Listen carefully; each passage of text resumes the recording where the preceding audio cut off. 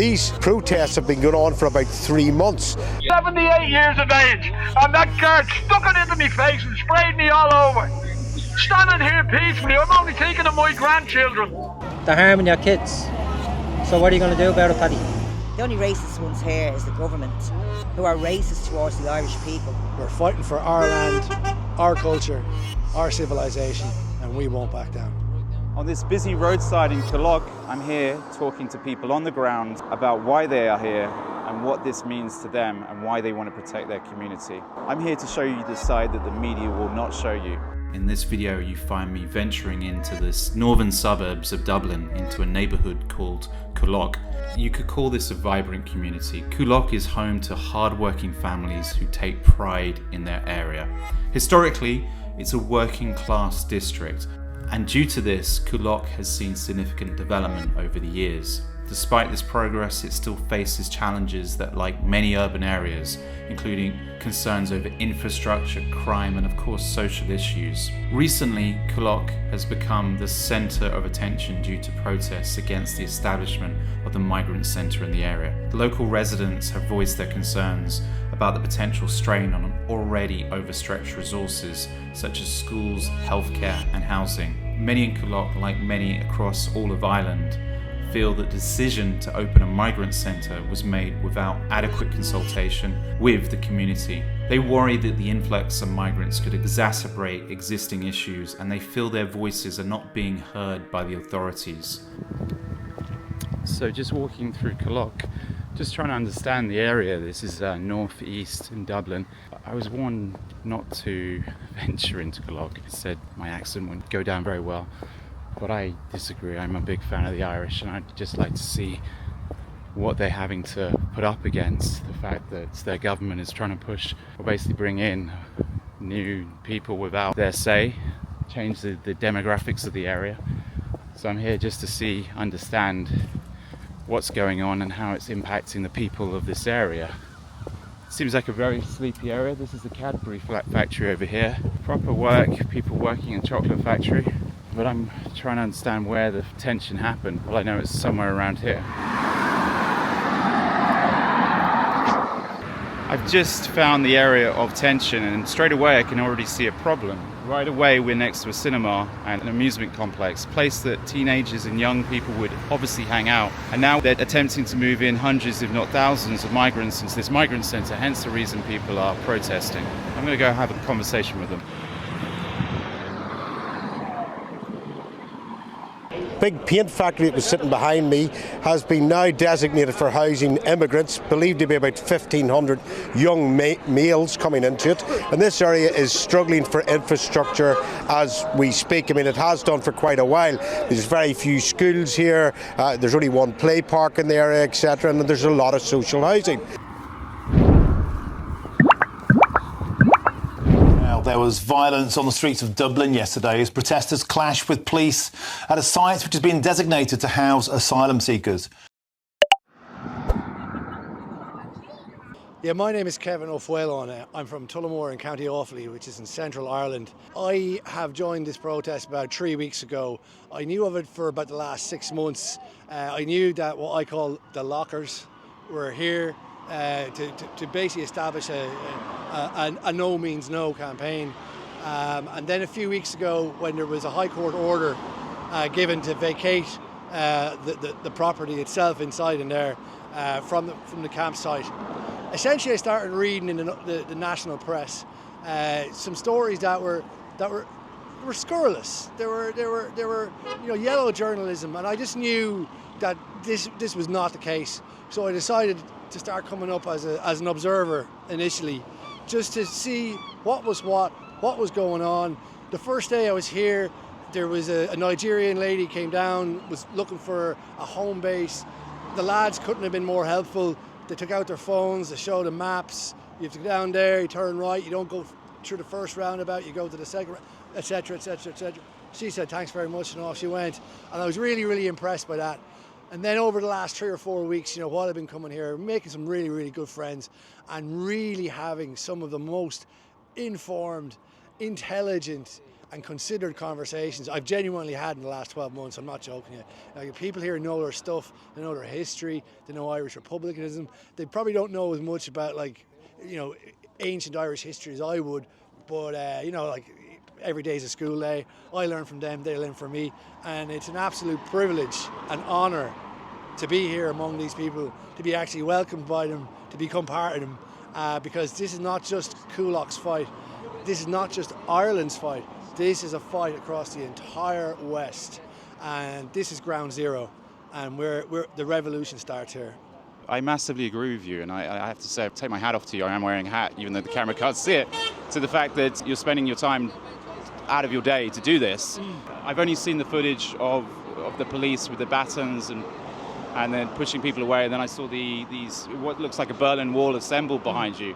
Have you had any words with the Garda? Or? Oh yeah, I was talking to a chief superintendent there earlier on. They're caught in the middle. Like the Garda, they have to obey orders from the government. They have to. That's their constitution. They're then being placed in between the government and us.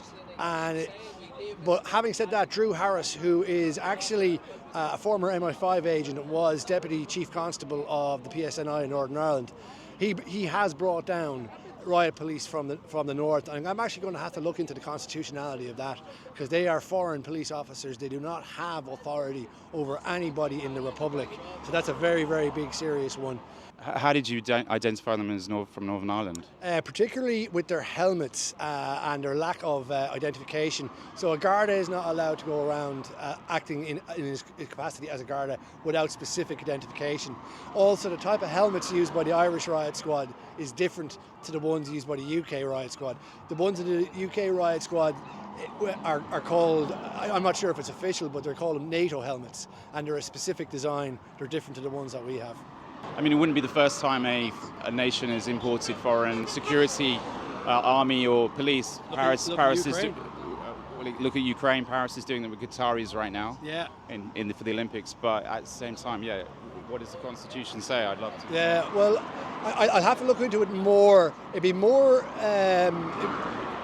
The constitutionality would be different, because you'd have to then refer to the actual legislation.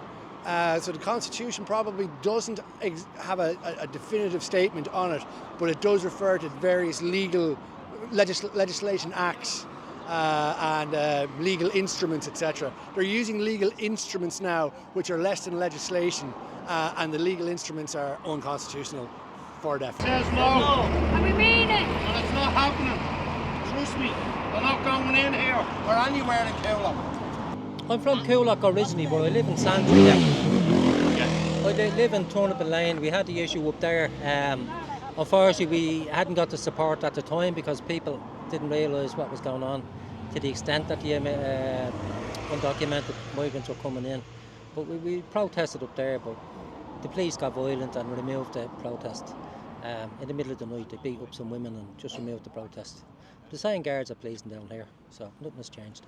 Have you had conversations with these Garda and asked them what that was about? Well, they pretend that nothing happened.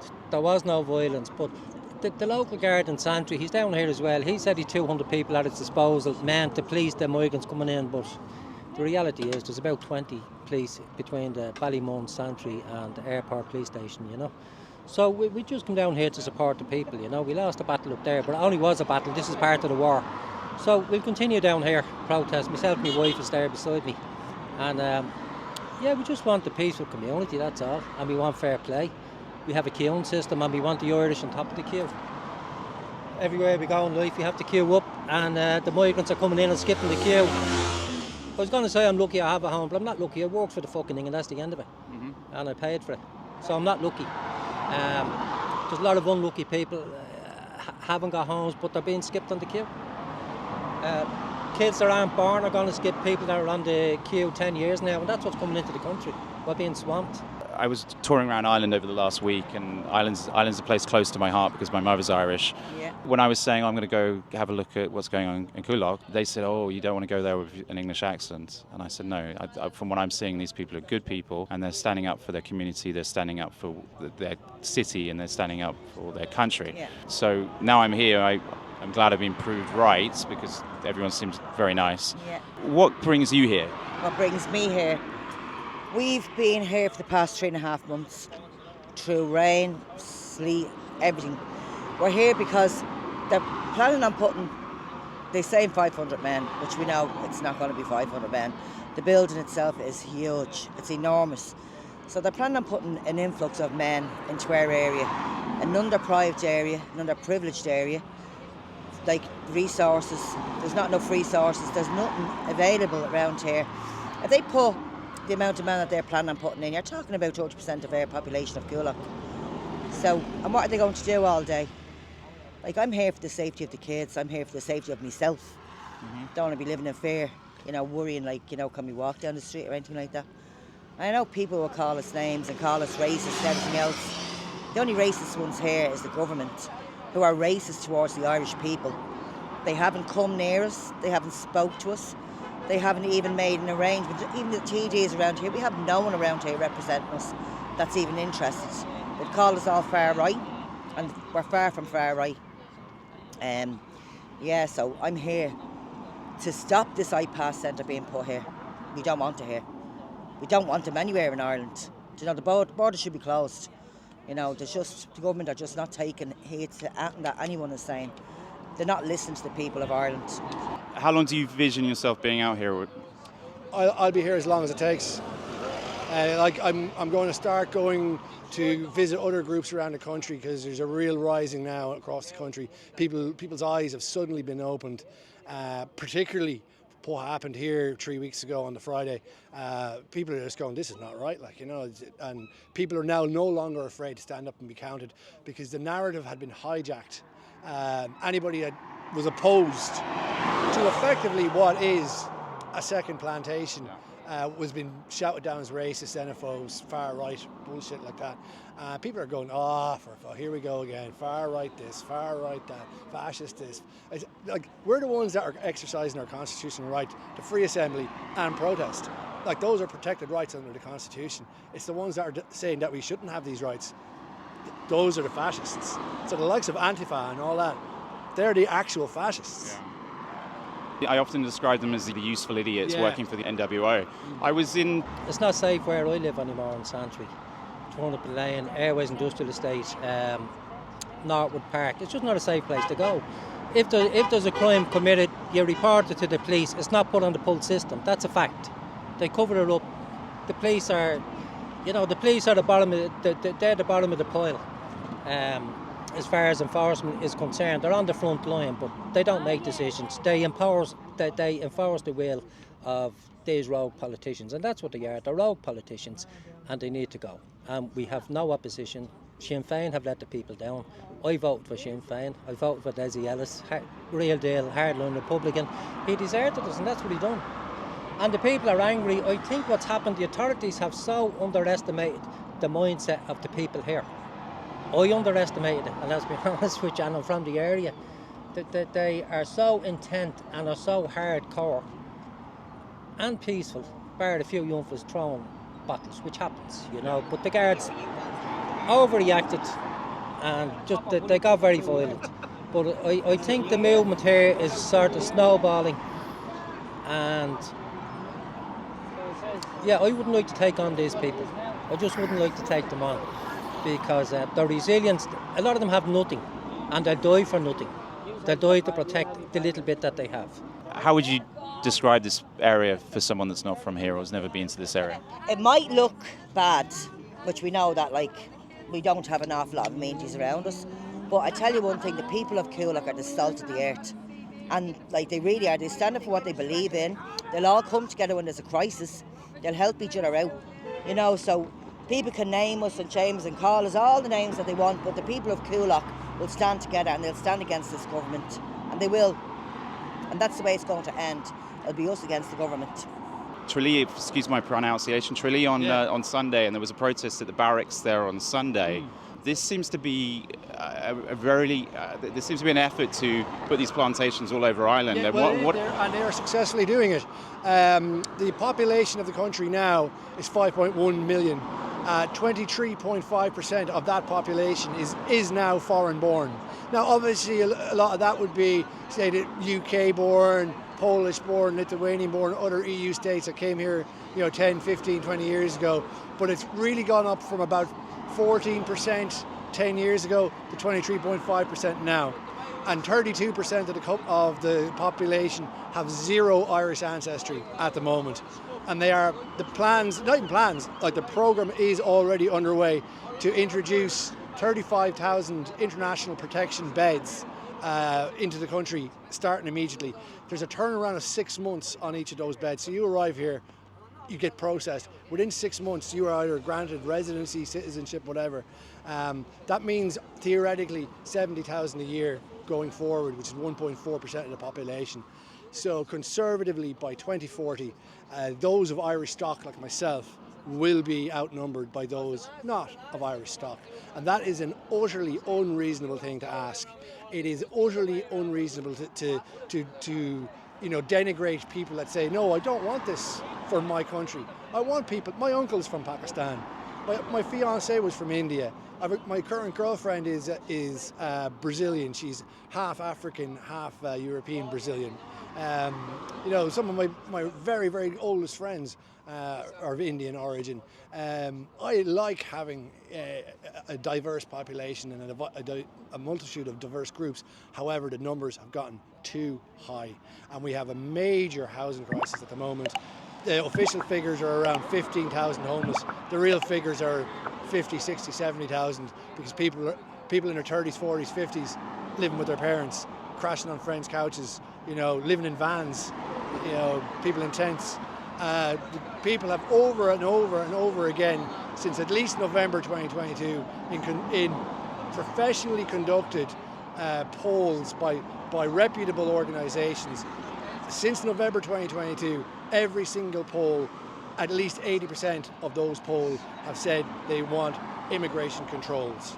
So the government is officially aware of that because they're published. They can't say they're not. Even if they didn't read the paper, tough. If I don't know the law, that's my fault. I can't claim ignorance. They can't claim ignorance either. So then, therefore, in pushing this agenda and ramping it up and accelerating it, they are knowingly going against the will of the people. And under Article 6.1 of Bunrock na HÉireann, the Constitution of Ireland, it is the people in the final appeal that have the decision on national policy and the common good. And the government is acting willfully against us, the people, who have spoken clearly, consistently and loudly. I completely agree, and it seems this is a general theme throughout all Western countries. It seems the population wants less migration. The population is screaming out for less migration pretty much across all Western civilization, and yet every single leader, bar the odd exception, and when Orbán, they're threatening Orbán in Hungary. They're threatening to kick Hungary out of the Schengen Agreement. If Hungary wants to keep its borders closed and keep control of its migration, it's a sovereign country. The EU is not sovereign. Yeah. Well, they're being Hungary's being fined. I think it's €1 million a day. Yeah. Just for saying no to the Remigration Pact. Outrageous. And they were also threatened with economic warfare by the European Union if they didn't accede to the 50 billion to go to the waste to go to Ukraine. I mean, between corruption and they're going to lose the war anyway in Ukraine.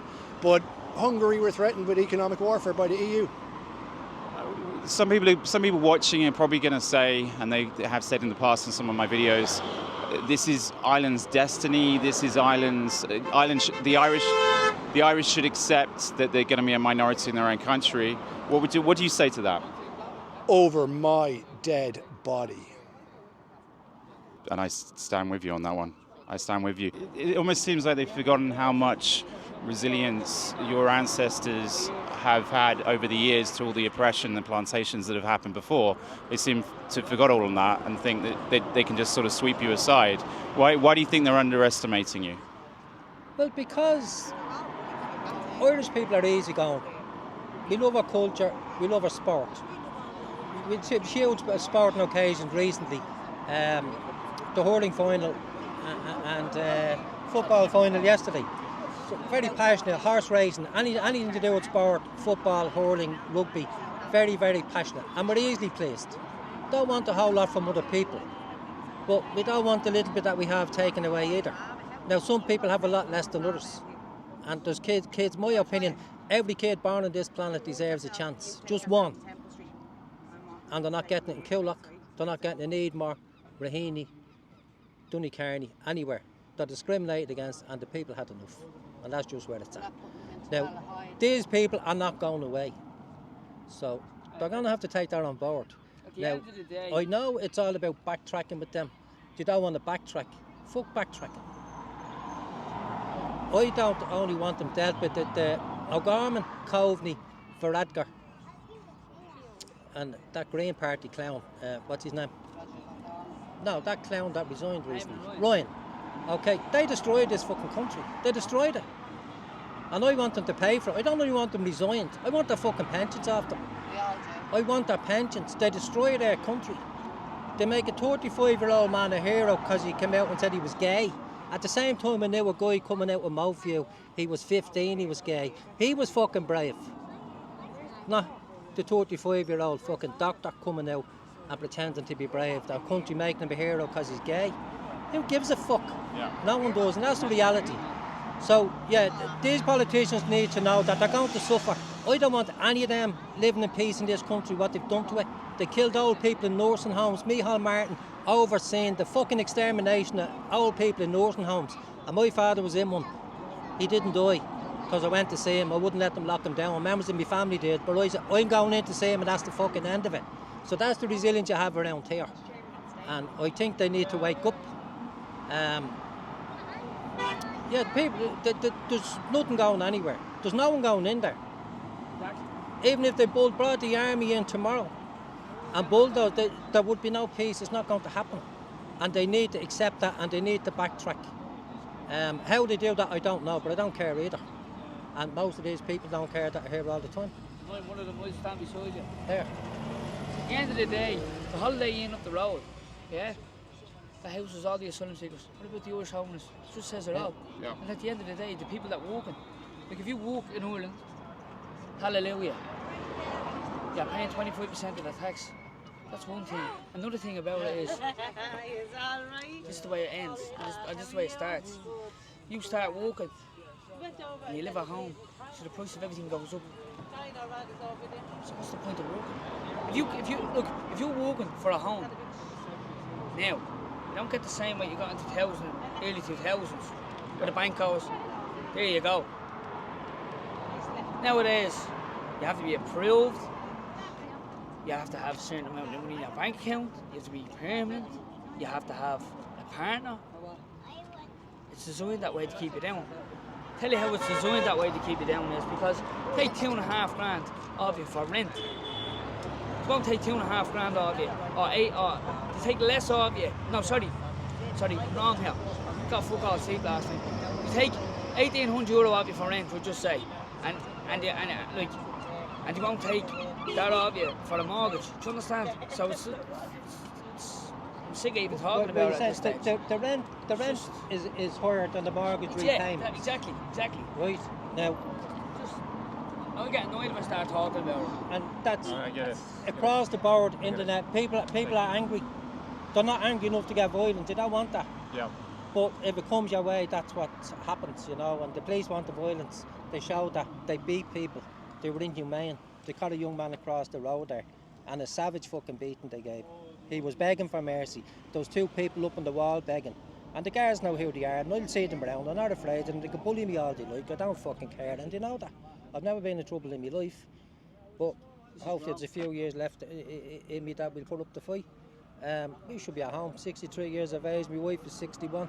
We shouldn't be fucking here. We should be at home enjoying life. Done a hard day's work today, and you know, it's just not good. I heard over there that some of the police officers might be from Northern Ireland. Is that the case? Well, I heard a couple of northern accents. It doesn't mean that they're RUC or police service in Northern Ireland, but it could mean that. But I don't know. But nothing. Look, Mr. Harris became a policeman in the north of Ireland to police a different kind of situation.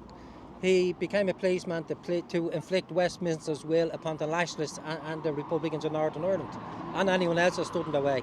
And the means of doing that, and they're slow learners, 30 years of it, and everyone's seen it, sheer brutality in a lot of circumstances. But there's brutality on both sides. But if you beat the people and try and beat them into submission, they're going to eventually say, fuck off, you know.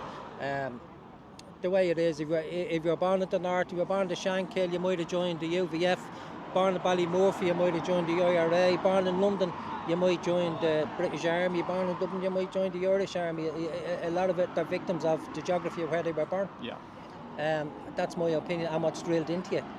And what was drilled into the kids in the north to throw stones at Catholics throw stones at Protestants, the same drill goes into the police. Now, our police force hasn't changed since the days of the Magdalen laundries, Letterfrack, Dangan, the same police force that delivered the children into the brutal hands of Christian brothers and nuns, and they got paid for it. It hasn't changed. The mindset hasn't changed. In fact, it's got worse, because Drew Harris is worse. The last commissioner we had, Callanan, was so corrupt it was fucking frightening. What they done to Maurice McCabe, the man that signed up to do his job. Maurice didn't get much support, which says it says a lot about the police force. And my own opinion is most of these guards that I'm looking at, 20 years ago, they wouldn't have been allowed to look over the wall at Templemore. They're just not fit for purpose. Their bodies are wrong. Yeah. Without saying too much about it, you need someone big beside you when you're in a situation. And a lot of the guard bodies is wrong. And you know, they're just not fit for purpose now. I don't think they're trained or programmed. I was in the army as a young fella and I was programmed, but I knew I was being programmed, so I think the guards are getting the same. But back to the issue here, it's not going anywhere. You can see the support. There's people coming and going all the time. And yeah, it could be a long road ahead of us, but we'll be here for it. There's going to be people watching this who might have Irish heritage, might be based in America, Canada, UK, yeah, and they want to help. How can they help? Well, I'll say they can help by just sharing posts, sharing truthful information. I don't mean propaganda. I mean sharing facts, not RTE facts or censored facts from rogue media. Dennis O'Brien appears to control most of the radio media here, the newspapers and so forth. He shouldn't have never got his licence to broadcast to make all his money. He got there off a corrupt politician from North Tipperary. Unfortunately, the sad people of North Tipperary are still engaged in parish politics, and he keeps topping the poll down there. And that needs to change. It's paddywhackery, to put it simple. Even here yesterday, after the debacle of insulting Christians at the opening of the Olympics, everyone here yesterday, bar none, were fuming, and every one of them said they would boycott the Olympics for what they done. What an underestimation of the reaction of what they done to the Christian community. You know, whether you're Christian or not, it was offensive, and that's, you know. Has there been? I could say that there was probably protests by stealth. I'm protesting because I refuse to watch the Olympics. I love my sport, love the Olympics, was hoping for Irish medals, but I won't watch a minute of it unless I switch a channel and it's on. Yeah. Other than that, I'm going to miss out because you can't participate in this shit. And that's what it is. To insult a community, there's probably 1.5 billion Christians in the world. I don't know. But the Muslims are offended by it, and some of the Judaism, I think, is offended by it. The different people are offended by it because what's it about? It's sport. It's a sporting occasion. Back to your other question about the Irish diaspora. The Irish diaspora has been deserted. My own daughter recently lives in Bulgaria and had a baby, and she cannot travel into this country because they refused to issue. Ireland refused to issue a passport for her baby. Why is that? Well, they told her several different stories, all lies. I'd like to thank Matty McGrath's office, first of all. Matty's a TD in Clonmel, and I rang his office and I got great help. I rang the Torrance de Mihal's Martin's office and told them my daughter's having shocking trouble getting a passport. Yeah. And the girl said she knew why I was ringing, that I was distraught. My daughter was distraught. She wasn't well in Bulgaria. She couldn't travel with no passport for the baby. Her and her husband is trapped there. She just said this isn't a passport office and hung up the phone to me. That's the Torrance Mihal Martin's office. I rang the President's office, I emailed the President's office. Now, they used to have a candle in the window for the Irish diaspora all over the world. Yeah, but it's only virtue signalling. Yeah. They don't give a damn about the Irish diaspora. The Irish diaspora should be allowed to vote in this country. They bring in people from they don't know where to vote. They give them the vote. It's farcical. They drive them down to the voting depots. For me, it's illegal. But there's a lot of new independents coming on, and I would urge all the people in Ireland to register to vote. Doesn't matter what your circumstances, you need to register to vote to change this. You probably have 2 elections left where you can beat them. Otherwise, the migrants will put up their local candidates and they'll go out and vote. So it's up to the Irish people, no matter how bad your circumstances are or how far you feel left behind in society. If you vote and get in these new independents, they'll make the noise that you need to hear to get you. They want you in the gutter. We want you out of it. And that's everybody. A rising tide should carry all ships, starting with the lowest. I judge society off the weakest people in it. Yeah. And that's where I see it from. The people that can't get medical treatment, blah, blah, blah. Go into Beaumont. It's horrific the way they're treating the old people. They kill them in the nursing homes. We know that. So that's what I judge it off. Forget about all the nonsense. Get a vaccine to protect your grandma. While we kill your grandma in the nursing home, dying in their own waste. And that's what you've done. Yeah. And I want to hear people getting angry about that. Yeah, so I think it was 2021. It might have been a year or two earlier. I'm not sure exactly. You can find it on gript.ie. Roderick O'Gorman, who was Minister for Integration, talk about 1984. He put out a tweet about a government white paper that had just been released in 8 different languages with a potential reach, therefore, of 3 billion people. Put out in Arabic, French, Urdu, Albanian, Georgian, a couple of other languages I can't remember, basically saying, come to Ireland, we'll get you visas, we'll give you your own door accommodation immediately, we will give you a caseworker, we'll give you healthcare, we'll give you access to training, education and employment, and after 4 months you will have your own accommodation provided by the state. Welcome one, welcome all. Minister O'Gorman, as you know, in 2021 you published tweets in 8 different languages such as Arabic, Georgian and Albanian, offering own door accommodation and various other benefits to asylum seekers. And I've interviewed asylum seekers who said on camera that they came to Ireland from the UK specifically to avail of opportunities that Justice Minister Helen McEntee had offered. I came from England. I live in England around 15 years. I work there in black market. But when I hear about Ireland and I hear about the Justice Minister in Ireland, they open for everyone to get a visa. For asylum seeker, and I think it's a good country to get a visa from here. So do you think then the reason you came to Ireland from England was the opportunities that were available in Ireland? I think yes, yeah. So I'm wondering, whatever your initial intent may have been, in hindsight, do either of you accept that your statements and actions might have contributed or created a pull factor that we're seeing now with the asylum numbers in Ireland?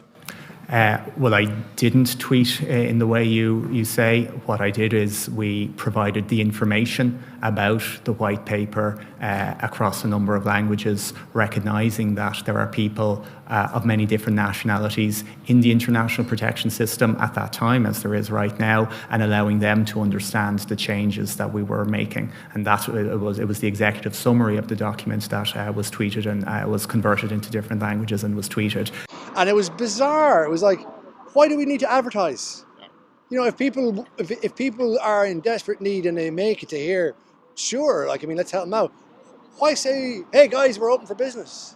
You know, he never answered that question. He denied it a couple of times, but sure, we have you can't deny stuff anymore, especially when it goes online. But that was put out, and there was a spike in applications. And now over the last couple of weeks, the Minister for Justice, Helen Mac, entered the country without any passport or any visa or any whatever. Helen McEntee. She's made a whole list of countries that are designated as safe countries, which means that they're not safe, and people from there can claim asylum here. So they're accelerating and broadening the scope of the amount of people that they're bringing into the country, fully flying in the face of national opposition up and down the country. This is not just a little, small, isolated protest. The protests like this are going on for at least the last 2 years saying, no, stop it, we don't want it, you're doing too much.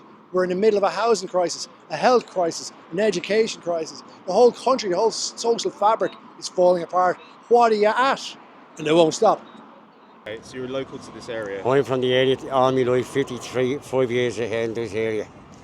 The kids were married in here, my grandkids are being up here. That's the reason my kids are all grown up now, but it's like this. My grandkids are worried about now, and kids from this area. They put migrants in here, which we're not letting it go in, not going in there. By air standards, not going in there, that's the end of it. No one's going in there.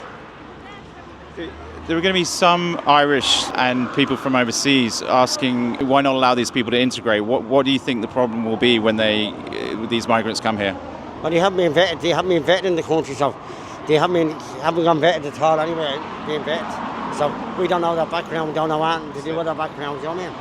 So that's the reason they haven't been allowed in here. And it's all men, not families, all men they want to put in there. Yeah. No families, all men. They're talking about 500, more than a few thousand going in there. They tell you 500. We know there's more than 500. We know there's a few thousand going in there, and we're not willing to let them go in there. There seems to be a theme amongst all Western nations, including the country I live in, which is England. But I'm seeing it across all the West, where the governments are not listening to the people, and they are trying to go out of their way to change the demographics of the population beyond recognition. Why do you think that's happening? Do you know, I think there's a plan in place, and I think it's coming from the EU, even higher up than the EU. And I think that the whole of the Western world is being flooded with an influx of military-aged men. Now, there's a method, there's something behind here. It's a game that they're playing. Don't know what they're planning on doing. Or they're planning on getting rid of the Irish people or getting rid of the English people or whatever they're doing. They're flooding America, they're flooding every country. Look at Sweden. Sweden used to be one of the safest countries in Europe. And now it's like a third world country. And the crime rate is it's gone through the roof. We don't want that here, as it is, we're already living in fear. You're living in fear. We can hardly pay our bills. This is another one for you. The price of everything has gone up all around Ireland, all around the world. But do you not think that they've risen the prices? We can't afford to pay bills half the time, so they're not letting us live, and then they're allowing people to come in here, putting them in hotels. They don't have any overheads. They're being paid something every week, a payment every week. They have some of them can go out and work and still, afford to be able to drive 23 cars. It's just crazy what they're doing. It's absolutely just ridiculous. Even down to schools and everything else. They're just the schooling system and all of the kids is just gone. Everything's just gone mad. This whole world is just turning topsy-turvy, if that's what you want to say. But to be putting an influx of men everywhere, and it's men. We've welcomed before, when it was the Ukraine war, we welcomed people here. Yeah. They were in the kids' schools and everything else. There was donations of clothes and food and Easter eggs being brought up. The kids made friends. But then all these families were taken out of this hotel, the one up, the Holiday Inn, were taken out, and then it was flooded with men. Even down to our playgrounds up there. We have one playground in the Parsons Park. We've the pitches up there where the kids play football. They have their matches on. That's been taken over. Can't even walk through the park half the time. It's our fear of. When you say it's been taken over to a slightly, sometimes you get cynical viewers on my videos. Most of my viewers are on 99% on my side, on your side, but there's always one or two. They're going to ask this question. They're going to be asked, "What do you mean it's been taken over?" That's why I asked that question. Taken over, right, so we have a park up the road that our kids play football matches on. Yeah. And the men all up in the Holiday Inn come down, take over that whole park. So when the kids go to play their match against another local team, they won't move off the pitch. They're just... And as well as that, these people are coming from different countries. They're not used to our culture, and they're not respecting our culture. It's just...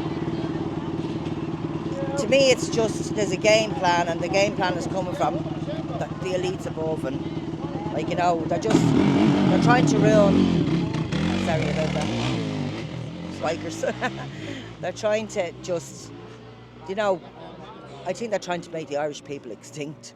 like flooding people in here. Like all these men are coming over, and they are coming over for reasons that they are fleeing their country because of war. Like eventually, why is their families not over here first? Why not staying at home fighting? Fighting for their country and send their wife and children over here. It just doesn't make sense to me. How do you convince, or maybe they can't be convinced, how do you convince the people that think this number of people can be integrated successfully into the population and it doesn't change the heritage, the culture, the dynamics of what this country is and what you've known it to be as you've grown up in this country? I don't think the people that are pro this programme know the figures like I would. They don't know that 23.5% are foreign born. They don't know that 32% have zero Irish heritage. They don't know that the programme is underway to bring 1.4% more each year into the country. I keep asking them, what percentage will make you happy? 40%? 50%? 60%? Give us a figure. Give us a figure. They can never give me a figure. And I think they're well-meaning, and I think it's because of the narrative has been hijacked by the government and the media, terms such as far-right, fascist, racist, xenophobe. Nobody wants to be any of those things. No. So that means that people who are less well-informed will be naturally drifted over towards the so-called Antifa crowd. But the Antifa, as I explained earlier on, they're the real fascists. Have they been here at all? No, they haven't been here. They wouldn't come down here. This is Coolock. I had to come here with, how are you lads? You well? My name's Kevin. And I still do have to be mindful of the fact that this is not my territory. Yeah. This is not my turf. This is these guys' turf. So I have to be mindful of that, respectful of that. And I have to say, it's very, very easy for me to be respectful. These are some of the greatest people I've ever met. Yeah. Well, I have to say, having spoken to people, I've spent my life travelling around Ireland, but obviously I have the problem of having an English accent. My mother's side of the family are Irish. There was a few things... Yeah, tricolour tattooed in the forehead. That'll solve that problem. That should solve the problem. It won't. I don't think my mother would be too happy if how that happens. Some people said, don't come here because your accent's not going to go down well here, but... No, not a problem at all. I mean, I was just talking to a Chinese lady over there. As I explained to you, that Nigerian lady that came a couple of weeks ago looking for directions, she was treated with complete respect, complete courtesy. She was respectful to us. She got shown the directions. Off she went. She said, thanks very much. And we said, come back up for a cup of tea later on. Exactly what it's about. Yeah. And why do you think this part of Dublin has been picked over other parts of Dublin? Why this part of Dublin, and why do you think the authorities think they can get one over the local population by coming in under the radar and dumping them here? Well, because this area is run down as it is. There's enough people in this area being homeless and all around this area, and we don't need any more around here. We need around here. If they were putting the Irish homeless in there, we let them put in there. We wouldn't build it for them. We're not letting migrants go in there that we don't know any backgrounds. We take the Irish homeless in there in 2 minutes and build everything up for them if we could. How long do you foresee yourself being here? As long as it takes. We're here 2-3 years, doesn't matter. We'll be here. No one's getting in there and that's the end of it. Even when the Garda come with their batons? We're still not getting in. They're not getting in. Coolock Says No and Coolock means no. How big is this site? Well, the original site was in there. And there was a small, I don't know fully. It's over 100,000 square feet. Oh, the actual site itself? It's over 100,000 square feet. 100,000 square feet? 100,000 square feet. Yeah, it's massive. It's enough to hold between 500 and 1,000 persons. Right, okay. And what is happening, we're seeing it all across the country, it's all males. Between the ages of 20 and 40. There's a place in Tipperary, Dundrum, a population of 174, and 250 migrant males, generally between the ages of 20 and 40, were dropped in there 2 Fridays ago at night. A nurse was online that night. I was listening to on Spaces, and she was talking. She was coming home. She'd been relieved early at work. She said she couldn't believe it. So that's 250 men between the ages of 20 and 40 in a population of 174. Of that 174, there can be no more than 40 males between the ages of 20 and 40. So you're looking at a 6-to-1 ratio now. You're completely outnumbered. And it's just not on. Not on. I agree. It's a weird one. My observations when I've been visiting the IPO building in the centre of Dublin, just off Miriam Square, and I've noticed from the people coming and going from the IPO centre, they're men from countries all over the world. Last, just plucking the names: South Africa, Bahrain, Pakistan, India, Nigeria. Gabon. These are countries that I was witnessing coming in, and then they're all fighting age men. But it seems to be your government's giving a free ticket to all of these people. The South African I witnessed the other day said he'd been in the country for less than 2 days and he was already being sent to accommodation. What? Man, I tell you, there's new apartments gone up down the road at the Cyclair Hall Shopping Centre, and they've already been allocated to a lot of these people coming in here. And it's not only about homelessness. We have got homelessness, we've our own homelessness. Even around this area, we've our own crime. We've our own people that are deprived, poverty and everything is really high in this area. And people that say dole merchants, get out and get a job. And that's easy for people to say. But lately, if two people went for the one job, and one was somebody that just came in on the boat, or on an airplane with no passport, no documents, I can guarantee you they'd be given the job before anyone else would. I'm here to look out for my kids and my grandkids and anyone else around the area. That's where we're staying here. There's a 24/7, there has been a 24/7, people have been staying out here, like men staying here and then going straight to work. But, you can't, with the boulders going up now, there's not really anywhere for people to stay. And this is another thing, we have homeless people in Ireland that used to always just sleep on cardboard. Yeah. And then the government are handing out these tents to all these illegal immigrants coming in. Tents are being moved, they're being given more tents, being placed everywhere else. Any Irish person that's homeless, that's putting a tent around anywhere, if they place a tent anywhere, they're moved. But yet these other people are not. And it's not about being racist. People keep saying, throwing the race card. The only one that's racist here is the government. They're racist towards our own people. They should be here protecting us. We should be number one. Should look after the Irish people before they look after anyone else. So it just doesn't make sense to me. As much as we want to help everyone, which we always did, and Ireland was always known for a good country like that. And fair play, people come here and they come to work to boost the economy, but half these are coming around, they're drunk, they're taking drugs, they're sitting on the streets, and yet they'll still say, but the Irish do that as well. Yes, we know the Irish do that as well. So why take on our people's problems too? It just does not make sense. It's ridiculous, I noticed in past videos there was more of the elderly Irish that are scattered around the country saying that they wish they could do something, but they're not here on the front lines, or they're not. That's why they sent me. What can people who aren't here? Maybe you've got a lot of support overseas. I know, especially in England, in the US, Canada. What can they do to help? Well, I think the most important thing to do over the next few months, and I don't know how people can help, they'll have to decide their own tactics in this, but we have to politicise and we have to come together as a kind of a unified group, something like a national congress. And we basically have to start educating people door to door in our communities, where we form an overseeing body that coordinates people going door to door and saying, look, here are the facts, here's what's proposed, here's going to be the results. If you want to change this, you have to not vote establishment party.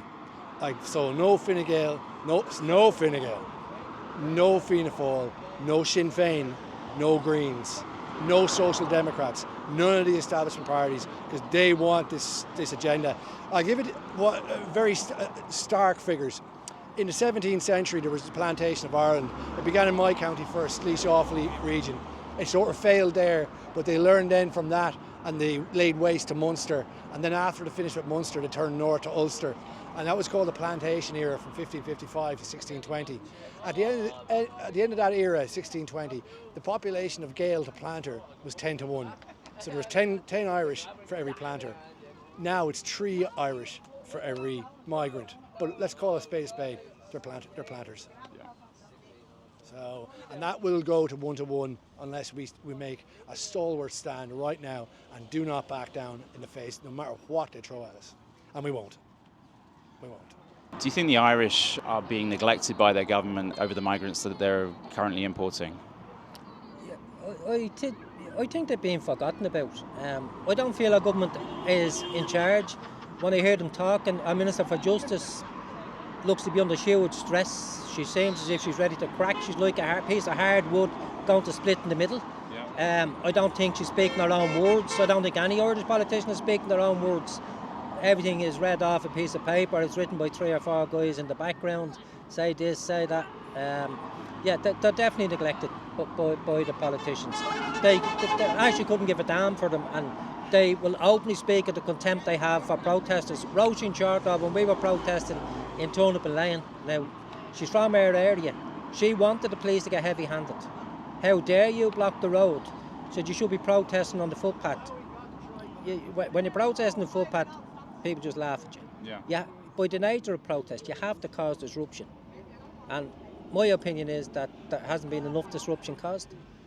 I think we need chaos. I think we need 100,000 people to shut the country down, to shut Dublin down anyway, and the surrounding areas. I think that's what's needed, and I think that's what it will come to. But the sooner it happens, the better, and we can move on. There was talk that there was going to be a lot of people here the other day, and then the police came in fair numbers. Would you urge on your fellow Irish to come down here on a particular day, and if so, when would that be? Well, I'm not in a position to call on Irish people to do anything at the moment. I wasn't sort of pushed forward to speak on their behalf. However, there was word last week that there was a protest in Coolock. Everyone knew everything about it except the people in Coolock. No one here called that protest. I've asked all around Coolock. My own good instinct is that it was a sinister move on behalf of the authorities, either by the police, the NGOs. What I did notice in Coolock, there was 4 or 5 guards at every checkpoint around Coolock. The public order unit was up in the industrial estate. They all had one thing in common, every one of them bar none. Every one of them had one hand in the pocket and the other hand playing games on the phone. That's what I seen the guards. That's how stressed they look.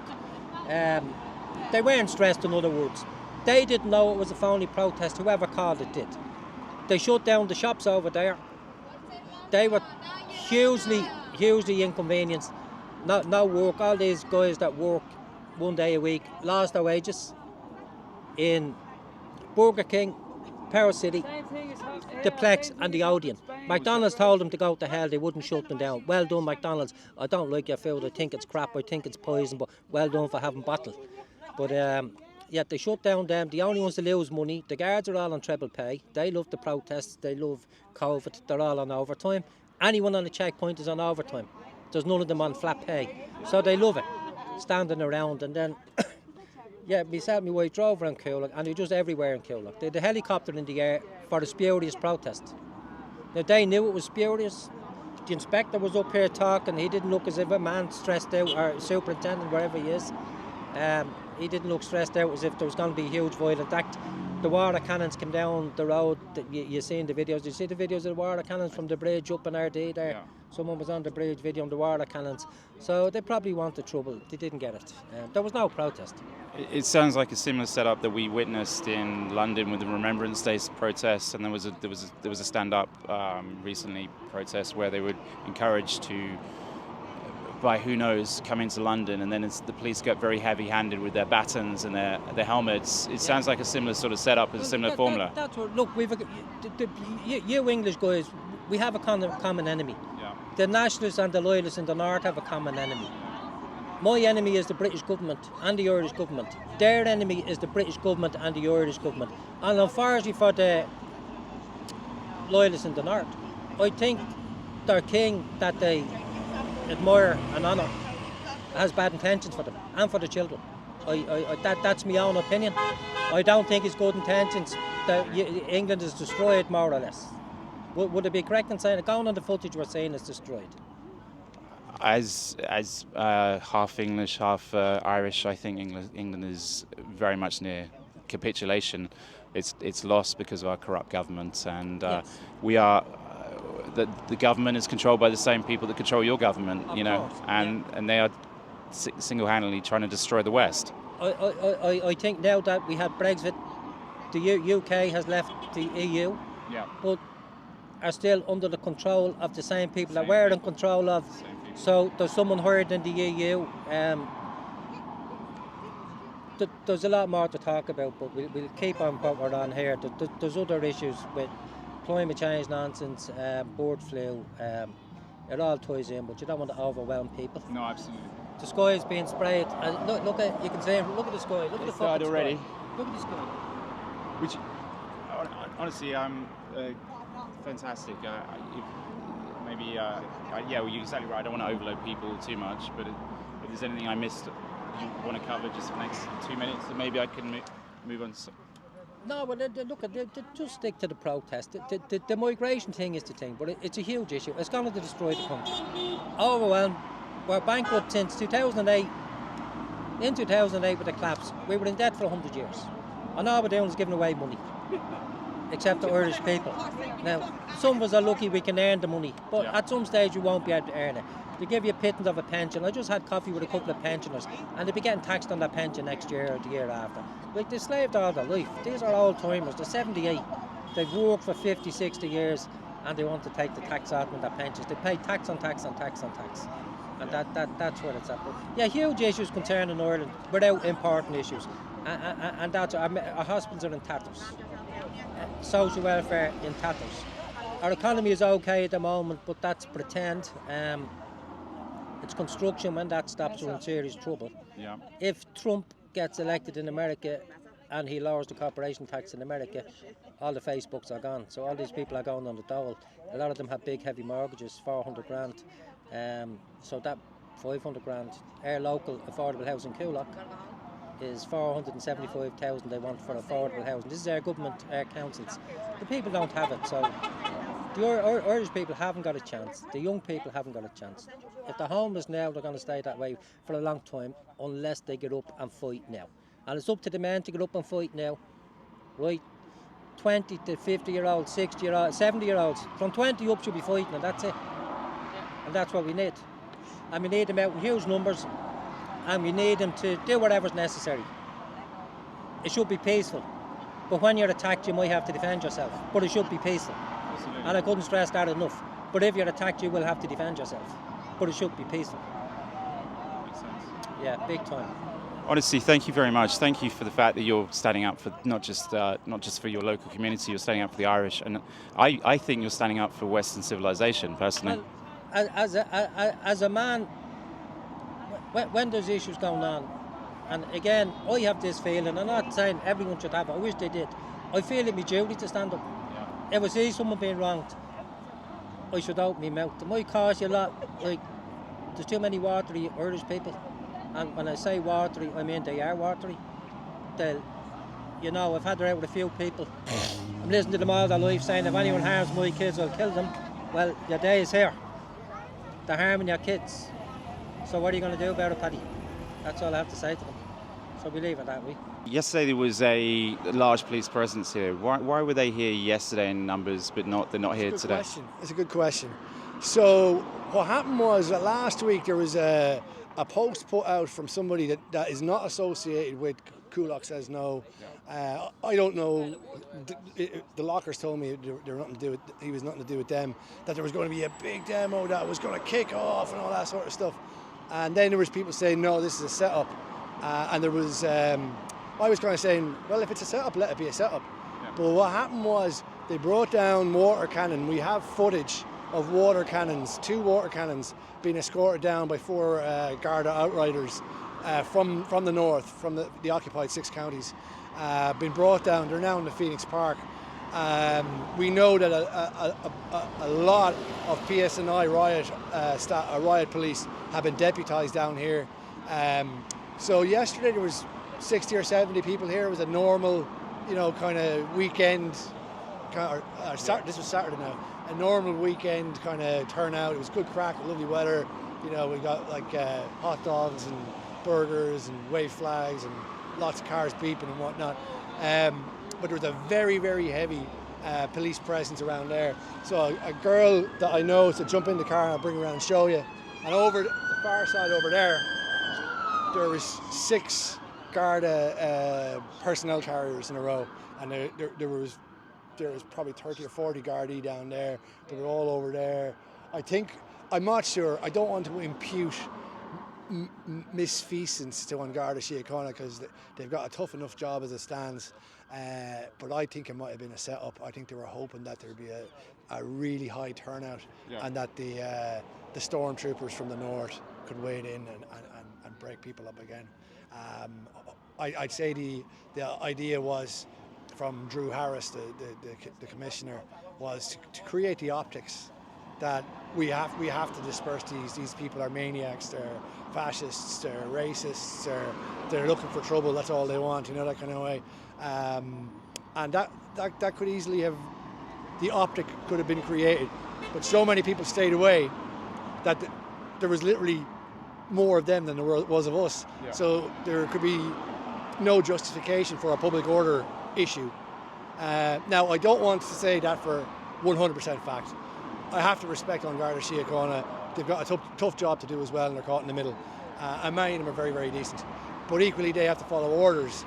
And most Gardaí, again, would not be like me. They would not have, simply wouldn't have the legal knowledge, the constitutional knowledge, the legislation knowledge, to be able to say this is an unlawful order. They'll just have to go and do what they're told, and they do. Yeah. And that's why they're chosen. When you go through a vetting process when you apply to become a police officer, basically, almost subconsciously, they're assessing you, will this guy obey orders? Will he comply? Yeah. It's the same in the UK. Yeah. Well, you have to. And it's almost like they're filtering out all those that aren't the progressive. Yeah, well, liberals. you have to have Gardaí that will obey orders, because you have to be able to do things that you don't want to do in the public good. Yeah. It's not your job to decide whether it's good or bad or right or wrong. Your job is to follow orders. And a lot of Gardaí feel bad about having to come here, having to line up and having to, come against the wrong people. Even the ones that I've seen footage of, just them, this sounds like the guys from the north. Yeah. They're pushing people with the shields. Yeah, they were the Northern Irish guys. Yeah. Northern Irish guys. It's shameful. Yeah. There's a lot of people who don't live in this part of Ireland, or they live overseas, that they want to help. How best can they help? Just give us your support, that's all you can do. On social media, give your support on social media. That's the only way we can give who's help with here, you know what I mean? So basically sharing the positive stories about this protest rather than the negative spin that is often pushed by the media. That's it. All positive. No lies, all about the protest. That we're doing it right. We're on the right way down there. Have you seen any counter protests at all, or is that just something that's non-existent in this area? That the whole community is behind you? The whole community is behind us, 100%. We had a peaceful protest there last Friday, and it was over 4,000 people at that protest. So that shows how many people are behind us in this area.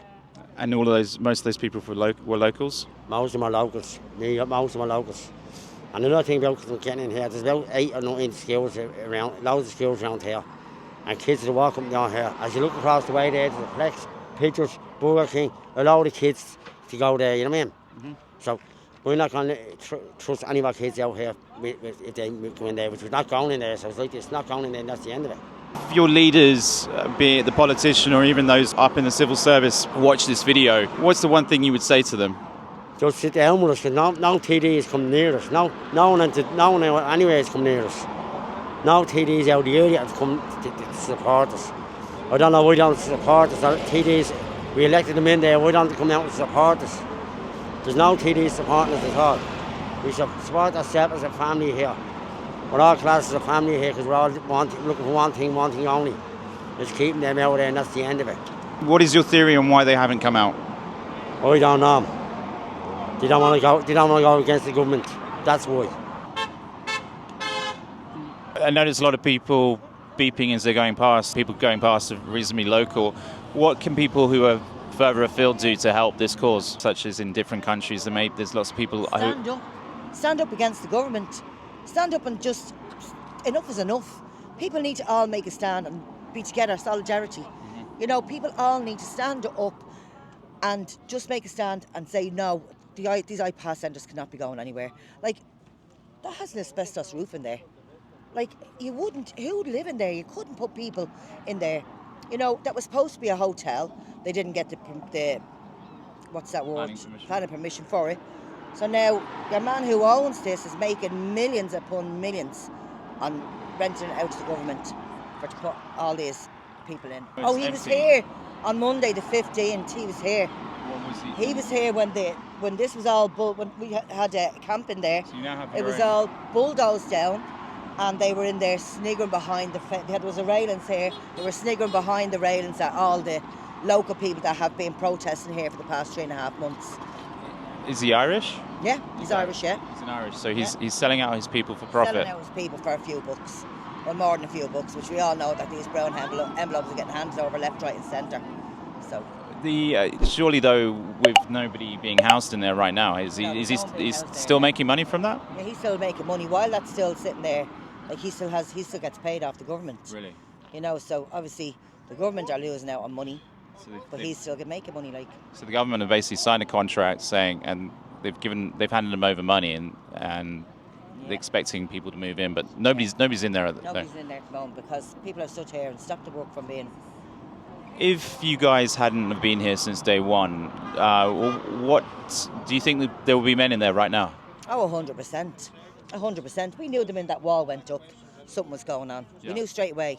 And anytime any of the politicians was, TDs around the area and all, was emailed about, like, is this an iPass centre going to be going in here? They were all said, oh, no. We've never heard anything about that. We knew ourselves. Yeah. We knew ourselves. And then they got security in there. And because... I mean, the way for those not here, the way to sort of, I could describe it, and I've been to Berlin, it looks almost like a Berlin Wall has gone up outside this centre. It's a statement, isn't it? It is. It is a statement. And you know what the thing is? Coolock has made a stand, so Coolock has gone worldwide. Everybody knows what Coolock is and who they are. Yeah. And they're people that are going to stand up and fight for their community. And we won't be backing down. No one around here will back down. I know there's a handful of us here, but if a call goes out, this place could be flooded. Really? With Irish people, all people from Coolock, surrounding areas. It's not only Coolock. You've got Darndale, you've got Priorswood, you've got Kilmore, you've got Edenmore, you've got Donaghmede. You know, you have everyone that'll all come together because people don't want this. A lot of people around here are elderly and live in fear, living on their own, you know. So, would you not be afraid? Like, even along the cottages there, some of the people there are on their own. People scaling their walls, going to their back garden. Like, you know, that's living in fear, like, where they've never had to live like this before. I've been to America, Canada and Australia. Yeah. Within a week of getting off the plane in them 3 countries, I was working. I never got anything over there. Not ever expected. I would have wanted. If I got sick, I'd have to pay for the doctor. If whatever. So you get people with bad intentions compared to Irish people going away to work, or English people going to Australia to work, with these freeloaders coming in. Most of them are, I'm talking about the undocumented freeloaders now, not genuine refugees that are coming from horrific circumstances. Freeloaders coming into our country, I have a huge issue with it.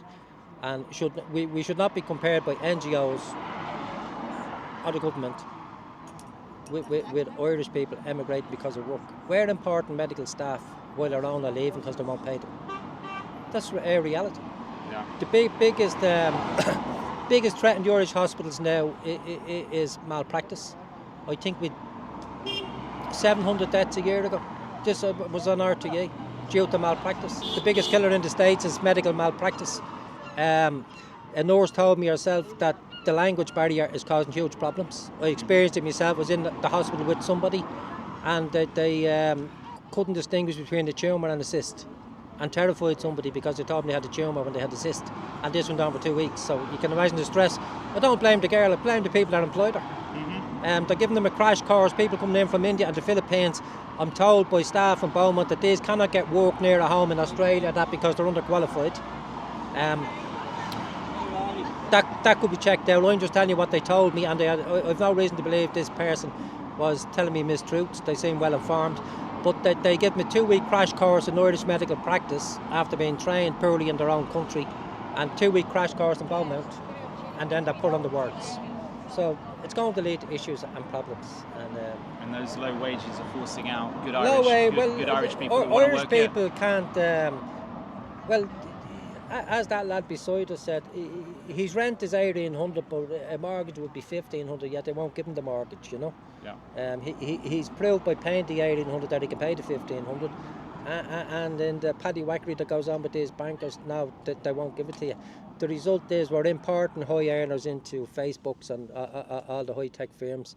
A lot of Indian people, very well educated, they're earning better money because they're better qualified, and they're buying the property, hence the prices are going up because they have the money, and the less educated Irish people don't have the money. Now, people say, well, they should get educated. They don't have the wherewithal. Some people are just surviving day to day, hand to mouth, eating bad food, processed food. They need to change their habits as well. You know, the whole system is against them. Yeah. The whole system is against them. They're sort of working class, and they're told you're going to stay that way, but they're not. These are ready to change that, and I think it will change. It'll take a bit of effort, but we're going to change it. Honestly, good for you, and seriously, from my heart, thank you very much for taking the stand. I'll tell you another thing. See, the British news are the only ones that have highlighted this. Our own news won't. Our own media won't highlight it. They'll just bypass everything. They'll call us just, the far right are at it again. Yeah. People here are not far right. They're concerned parents, you know. So I think they need to start dropping the name calling, because it's getting a bit tiring now. Do you know what I mean? Yeah. Well, yeah. So it was lovely meeting you. Anyway. Honestly, Eileen, thank you very much. Thank you. We, the Gaels of Ireland, we have an established pedigree in Ireland going back at least 3,000 years, possibly as long as 6,000 years. This is our land, it's our rules, and we're staying here. We're fighting for our land, our culture, our civilization, and we won't back down. Just speaking to those locals, the locals that care, pushes the point. They care about their community, they care about their city, they care about their country, and they also care about Western civilization. Signs saying that Ireland is not for sale. Who gives the right to these corrupt politicians to basically give all of Ireland's heritage away? And that goes the same for the French, the English, the Scottish, the Dutch, the Spanish, you name it. These corrupt politicians, without having approval, are giving it all away just for virtue signaling, some might say. I disagree. I think it's because they've been told. Their puppet masters that control them have said, you must completely dilute every single one of your countries. That way you will be easier to control, and that way we can move you to a one world government. This keeps happening in every single country. And the countries that refuse, such as Hungary, they get severely punished. What does Alexander mean? That's what my Irish mother named me, Alexander. Oh, it means defender of people. Yeah, exactly. Yeah, defender of man, defender of the people, standing up for what's right. The greatest red-haired man of all time, Alexander. Did he have red hair? Yep. Did he? The only picture extant from his lifetime that still exists. He's got red hair. Really? Yep. I did not know that. Oh yeah, fucking do. Well, as I walk past Dublin's Berlin Wall, trying to keep out the local population from what used to be a paint factory, I am heartened by the fact that there are so many people willing to take the time to defend their community, to defend their land, and to defend their civilization. I'm disheartened by the fact that these people are continuously being smeared. They will be smeared by the mainstream media. They will be smeared by the progressive left, the woke, you name it, they will smear them. I want to thank them for taking the time to talk to me. There was a number of individuals